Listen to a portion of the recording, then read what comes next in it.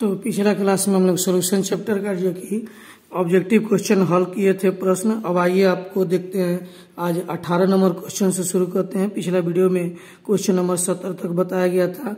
इसमें 18 में कह रहा है H3PO4 के 1 m बिलियन की नॉर्मलता क्या होगी। तो H3PO4 एक फॉस्फोरिक एसिड है, इसके 1 m बिलियन की नॉर्मलता 3 होगा। अब कैसे होगा, आइए यहाँ पर इसको हम लोग सॉल्व करते हैं। तो यहाँ पर सॉल्व करने के लिए देखिए यहाँ पर बनाते हैं हम लोग, इसको ध्यान से देखेंगे। यहाँ पर हम लोग सॉल्व करते हैं। आइए इसको और थोड़ा सा नीचे लाते हैं। यहाँ पर कह रहा है कि ये आपको नॉर्मलिटी बराबर होता है, नॉर्मलिटी बराबर x गुना मोलारिटी होता है। क्या होता है? x गुना मोलारिटी। तो सबसे पहले x क्या होता है, तो यहाँ पर यह फास्फोरिक एसिड जो आपका है P, इसमें हम लोग एक ऑक्सीजन यहाँ रहता है, एक OH यहाँ रहता है, एक OH यहाँ पर रहता है और एक OH नीचे रहता है। इसमें आपको देखेंगे तो 3 OH हो गया, 1 2 और 3। तो यह OH जो है इसी का बेसिसिटी कहलाता है, इसको बेसिसिटी कहते हैं। बेसिसिटी इसका हो गया आपको 3 और यही इसका x भी कहलाता है। x भी कितना आ गया आपको 3। अब इसका नॉर्मलिटी निकालना है, तो नॉर्मलिटी बराबर होता है आपको x गुने मोलारिटी। तो नॉर्मलिटी बराबर x 3 है, मोलारिटी 1 है, तो यह नॉर्मलिटी बराबर आपको आ जाएगा 3, जो कि सही आंसर आपको यहाँ पर दिया गया है 3। अब आते हैं बिलियन के अणुसंख्यक गुण का उदाहरण है। तो बिलियन का जो अणुसंख्यक गुण है उसका 4 एग्जाम्पल होता है। सबसे पहला क्वथनांक में उन्नयन, दूसरा हिमांक में अवनमन, तीसरा वाष्प दाब में अपेक्षिक अवनमन और चौथा है परासरण दाब। यह बार बार क्वेश्चन पूछे जाते हैं, तो इसमें आपको सही आंसर हो जाएगा क्वथनांक में उन्नयन। तो इस क्वेश्चन को अच्छे से आप लोग पढ़ लेंगे। अब आते हैं क्वेश्चन नंबर 20 में कह रहा है समुद्री जल का प्रासंगिक दाब होगा। तो समुद्री जल का प्रासंगिक दाब 30 atm होता है, इसको अच्छे से याद रखेंगे। अब चलते हैं हम लोग क्वेश्चन नंबर 21 बनाने। तो क्वेश्चन नंबर 21 में कह रहा है कैल्शियम नाइट्रेट का बॉन्ड ऑफ गुणांक होगा। तो कैल्शियम नाइट्रेट का बॉन्ड ऑफ गुणांक 3 होता है। अब कैसे 3 होता है, आइए इसको सॉल्व करके दिखाते हैं। तो यहाँ पर आप देखेंगे कि कैल्शियम नाइट्रेट जो है आपको CaNO3, यह कैल्शियम नाइट्रेट है। इसको जब हम लोग जल में डालते हैं तो टूटता है कैल्शियम प्लस और नाइट्रेट माइनस आयन। तो 2 मोल नाइट्रेट आयन बनता है, 1 मोल कैल्शियम प्लस आयन बनता है। तो टोटल ये टूट कर 3 मोल बना देता है। तो इसका बॉन्ड ऑफ गुणांक 3 हो जाएगा, 2 मोल नाइट्रेट और 1 मोल आपको कैल्शियम आयन। तो बॉन्ड ऑफ गुणांक इसका क्या हो जाएगा 3 हो जाएगा। तो 1 मोल जितने मोल में टूट जाता है उसी को उसका बॉन्ड ऑफ गुणांक कहते हैं। तो 1 मोल कैल्शियम नाइट्रेट यहाँ पर जल में जाने के बाद 3 मोल में टूट रहा है, इसीलिए इसका बॉन्ड ऑफ गुणांक आई क्या हो जाएगा 3 हो जाएगा। अब चलते हैं हम लोग अगला क्वेश्चन देखते हैं। ग्लूकोज के जलीय विलयन की शक्ति 10% है, इसके 1 ग्राम मोल कितने आयतन में घुले होंगे। तो इसके 1 ग्राम मोल जो है कि 1.8 लीटर आयतन में घुला हुआ रहता है। अब कैसे, तो आइए यहाँ पर हम लोग सॉल्व करते हैं। तो देखेंगे इस क्वेश्चन को सॉल्व करते हैं। इसमें लिखा हुआ है कि 10% ग्लूकोज, 10% ग्लूकोज, इसका मतलब क्या हुआ, 10% ग्लूकोज का मतलब हुआ 10/100। कितना हुआ 10/100, यानी कि 10 ग्राम जो ग्लूकोज घुला हुआ है 100 मिलीलीटर में। 10 ग्राम कितना में घुला हुआ है 100 मिलीलीटर में। तो इसको आगे बढ़ाते हैं तो 1 ग्राम ग्लूकोज कितना में घुलेगा, तो 100/1 कर दें, 100/ आपको 10 हो जाएगा। 10 ग्राम घुला हुआ है 100 ग्राम में, तो 1 ग्राम कितना घुलेगा 100/10। तो 1 ग्राम पर मोल कितना में घुलेगा क्वेश्चन के अनुसार, तो 1 ग्राम पर मोल का मतलब होता है 180 ग्राम, याद रखेंगे। यहाँ पर हम लोग लिख देते हैं, आपको नीचे लिख देते हैं यहाँ पर 1 ग्राम पर मोल, इसका मतलब कितना होता है 180 ग्राम होता है। कितना होता है 180 ग्राम। तो यह कितना में घुलेगा, तो 100/10 गुने 180, तो यह कट गया, टोटल हो जाएगा आपको कितना हो गया यहाँ पर 1800 मिलीलीटर में आ जाएगा। कितना बचेगा 1800 मिलीलीटर। तो अब इसको लीटर में बदलेंगे, तो 1800 में हम लोग क्या करेंगे 1000 से भाग देंगे तो 2 0 0 कट जाएगा, ये कितना जाएगा 1.8 लीटर। तो सही आंसर कितना हो जाएगा आपको 1.8 लीटर। अब आइए अगला क्वेश्चन देखते हैं।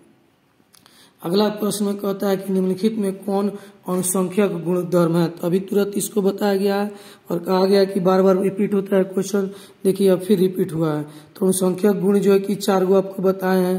तो क्वथनांक में उन्नयन, उसके बाद सॉरी इसमें कह रहा है निम्नलिखित में कौन अणुसंख्यक गुण नहीं है। तो अणुसंख्यक गुण क्वथनांक में उन्नयन होता है और क्या होता है, हिमांक में अवनमन होता है, प्रासरण दाब होता है, वाष्प दाब में अपेक्षिक अवनमन होता है। तो हिमांक में अवनमन जो है यहाँ पर दिया हुआ है, ये अणुसंख्यक गुण है। क्वथनांक में उन्नयन भी है और वाष्प दाब में जो है कि सापेक्ष अवनमन भी है।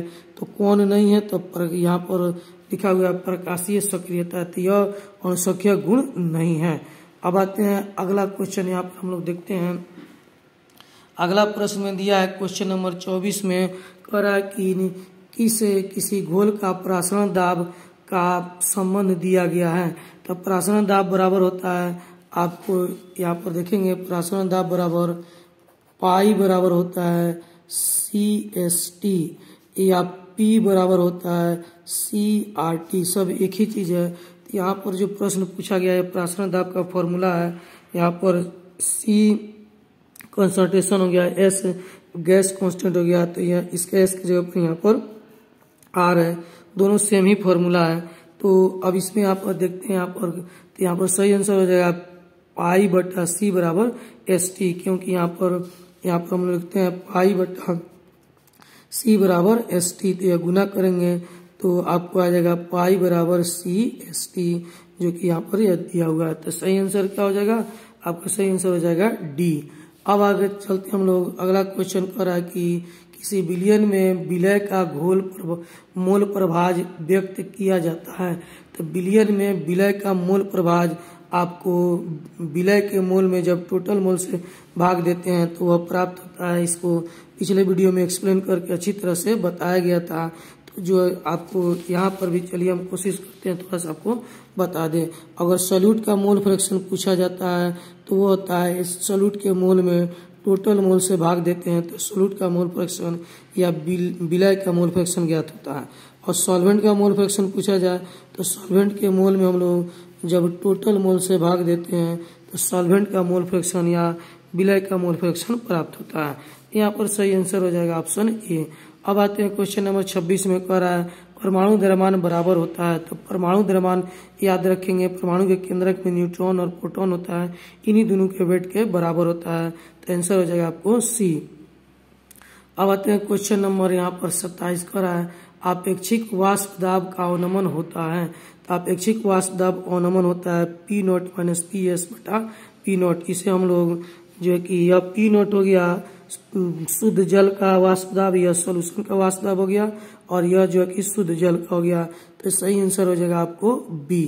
अब आते हैं क्वेश्चन नंबर 28 में देखते हैं, कह रहा है बहुत ही अच्छा क्वेश्चन है, निम्नलिखित में कौन सा रॉल्ट का नियम है। तो रॉल्ट का नियम ए हो जाएगा। क्यों, तो रॉल्ट का कहना था, आपको यहाँ पर एक्सप्लेन करते हैं। रॉल्ट का कहना था कि पार्शियल प्रेशर डायरेक्टली प्रोपोर्शनल होता है मोल फ्रैक्शन के, यानी ए का पार्शियल प्रेशर ए के मोल फ्रैक्शन के समानुपाती होगा। अगर इसको हटाएंगे तो पी ए बराबर होगा P0 A इंटू XA। तो यह क्या है, ए का ओरिजिनल जो है कि वेपर प्रेशर है, वाष्प दाब है। तो यहाँ पर आप देखेंगे यही आपका रॉल्ट लॉ हो गया। तो सही आंसर क्या होगा, तो सही आंसर हो जाएगा आपको ए।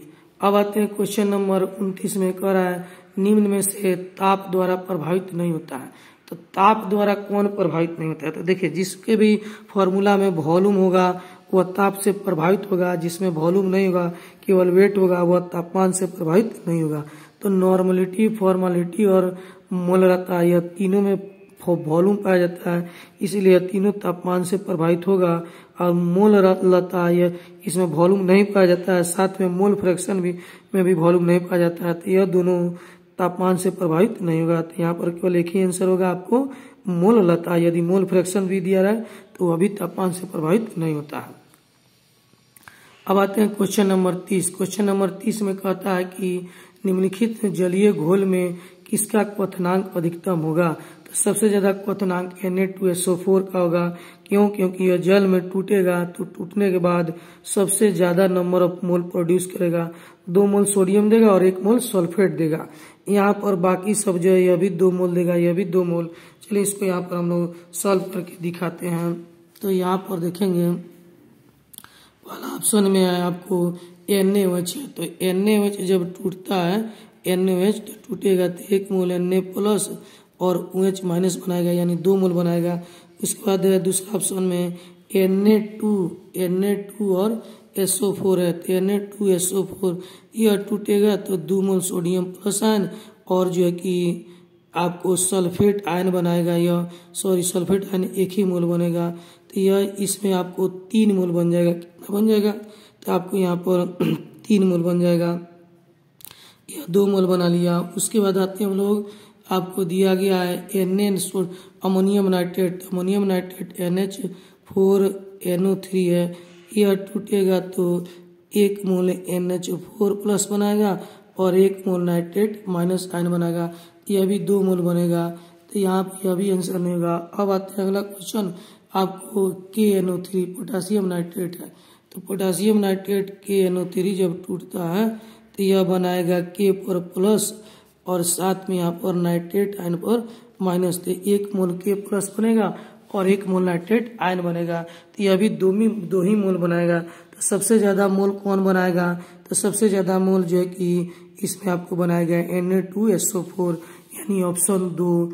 तो यहाँ पर करा कि आपको किसका क्वथनांक अधिकतम होगा, तो जिसमें मोल अधिक होगा उसका क्वथनांक अधिक होगा। तो सबसे ज्यादा मोल इसमें पाया जाता है, इसीलिए इसका क्वथनांक अधिक होगा। अब आते हैं क्वेश्चन नंबर आपको 31, करा कि एक घोल जिसका प्राशरण दाब 300 केल्विन पर 0.0821 है, वायुमंडलीय दाब है, इस घोल का प्राशरण दाब क्या होगा? तो इस घोल का प्राशरण दाब आपको D हो जाएगा 0.33 m। अब कैसे होगा, आइए इसको हम लोग सॉल्व करके बताते हैं। तो प्राशरण दाब का जो फॉर्मूला होता है वह होता है, प्राशरण दाब का फॉर्मूला पाई बराबर CRT। तो पाई बराबर C आपको यहाँ पर CRT। यहाँ पर क्वेश्चन में क्या दिया है? क्वेश्चन में कह रहा है कि आपको टेम्परेचर दिया है और पाई दिया है, कंसंट्रेशन पूछा जा रहा है। तो यहाँ पर कंसंट्रेशन पूछा जा रहा है, तो कंसंट्रेशन ये बराबर यानी C बराबर क्या हो जाएगा? C बराबर होगा पाई बटा RT। तो पाई का मान कितना दिया है? 0.0821। R का मान आपको 8 पॉइंट रखेंगे, 8.21, RT रखेंगे 300 केल्विन। इसको सॉल्व करेंगे तो ये आ जाएगा आपको ऑप्शन D। अब आते हैं आपको अगला क्वेश्चन, इसमें हम लोग देखते हैं। कह रहा है कि HCl और H2O के स्थिर क्वाथी मिश्रण में होता है। तो स्थिर क्वाथी मिश्रण वह होता है जो एक निश्चित कांस्टेंट पर तापमान पर गर्म होता है, उसी को स्थिर क्वाथी मिश्रण कहते हैं। यह जो है कि मिश्रण आपको नॉन आइडियल सॉल्यूशन होता है। आइडियल सॉल्यूशन 2 प्रकार का होता है, आपको एक आइडियल एक नॉन आइडियल। तो नॉन आइडियल में फिर 2 टाइप आ जाएगा, एक maximum boiling point azeotrope और एक minimum boiling point azeotrope, जिसको अधिकतम स्थिर क्वाथी मिश्रण और न्यूनतम स्थिर क्वाथी मिश्रण कहते हैं। तो यहाँ पर जो दिया गया है वो स्थिर क्वाथी मिश्रण है। तो HCl जो है कि अधिकतम स्थिर क्वाथी मिश्रण का उदाहरण है। तो यह कह रहा है कि इसका क्या कॉम्पोजिशन होता है? 20.2% HCl इसका सही आंसर होगा। यह HCl और H2O 20.2% अगर मिलता है तो स्थिर क्वाथी मिश्रण का निर्माण करता है। तो यह कौन स्थिर क्वाथी मिश्रण होता है? तो धनात्मक स्थिर क्वाथी मिश्रण होता है। तो आप लोग इसके साथ साथ ऋणात्मक को भी देख लेंगे, क्योंकि धनात्मक ऋणात्मक दोनों से क्वेश्चन पूछे जाते हैं। अगला क्वेश्चन है, प्राशरण दाब बढ़ता है। तो प्राशरण दाब तापमान बढ़ाने पर बढ़ जाता है। बाकी सबसे जो है कि यह लिख रहा है कि तापक्रम पर घटता है, गलत आंसर हो गया। आपको या आयतन पर बढ़ता है, आयतन पर नहीं बढ़ता है, या सही आंसर क्या हो जाएगा? आपको तापमान बढ़ाने पर बढ़ता है, क्योंकि आप देखेंगे तो इसका फॉर्मूला होता है प्राशरण दाब जो है कि पाई डायरेक्टली प्रोपोर्शनल होता है T के। तो जितना तापमान बढ़ेगा ऑस्मोटिक प्रेशर उतना ही क्या होगा? बढ़ेगा। अब आते हैं अगला क्वेश्चन, कह रहा है कि गोलक के 1 kg में उपस्थित घोलों की संख्या को कहते हैं। तो 1 kg घोलक में उपस्थित घोल के संख्या को हम लोग मोलालिटी कहते हैं। क्या कहते हैं? मोलालिटी कहते हैं। इसको हम लोग मोलालिटी कहते हैं। यहाँ पर ऑप्शन दिया हुआ है मोलालिटी, तो मोलालिटी कहते हैं। मोलरता हो गया जो है कि 1 लीटर बिलियन में उपस्थित घोल के मोल को तो मोलारिटी कहते हैं। लेकिन यहाँ पर 1 kg पूछा जा रहा है, तो 1 kg घोल में उपस्थित घोल के मोल को हम लोग मोलरता कहते हैं, यानी इंग्लिश में इसको मोलालिटी कहा जाता है। अब आते हैं क्वेश्चन नंबर 35। कह रहा है कि वैसा घोल जो एक निश्चित ताप पर संयोजन के बिना किसी प्रकार के परिवर्तन के उबलता है, उसे क्या कहते हैं? तभी इसको एक्सप्लेन किए थे।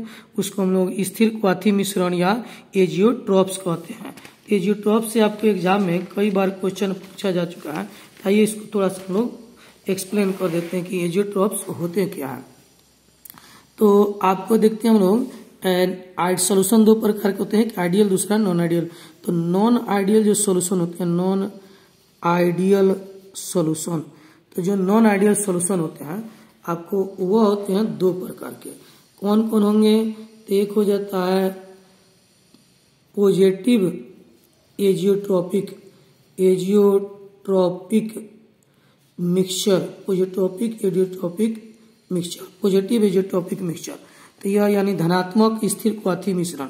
एक होता है आपको नेगेटिव एजियोट्रॉपिक